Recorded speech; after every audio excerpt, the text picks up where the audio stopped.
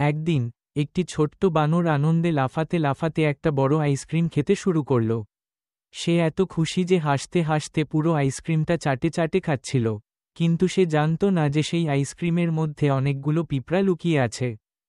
যখন বানরটি আইসক্রিম খেতে থাকে, পিঁপড়াগুলোও তার পেটে চলে যায়। কিছুক্ষণ পরই তার পেটে শুরু হলো অসম্ভব ব্যথা। ব্যথায় ছটফট করতে করতে সে জোরে কাঁদতে লাগল। হঠাৎ দেখা গেল পিঁপড়াগুলো তার পেট ছিঁড়ে বেরিয়ে আসছে। এই দৃশ্য দেখে তার বাবা বানর আতঙ্কে চিৎকার করে উঠল। তিনি দৌড়ে এসে মেয়েকে বা ছেলেকে কোলে নিলেন আর ছুটে গেলেন কাছের হাসপাতালে। হাসপাতালের নার্সরা তৎক্ষণাৎ ছোট্ট বানরটিকে স্ট্রেচারে শুইয়ে জরুরি কক্ষে নিয়ে গেলেন। ডাক্তার বানরটির অবস্থা দেখে খুব চিন্তিত হয়ে পড়লেন। বাইরে বসে বানর বাবা টেনশনে অশ্রু ঝরাতে লাগলেন। অবশেষে দীর্ঘ অপারেশনের পর ডাক্তাররা সুখবর দিলেন, বানরটি এখন সুস্থ।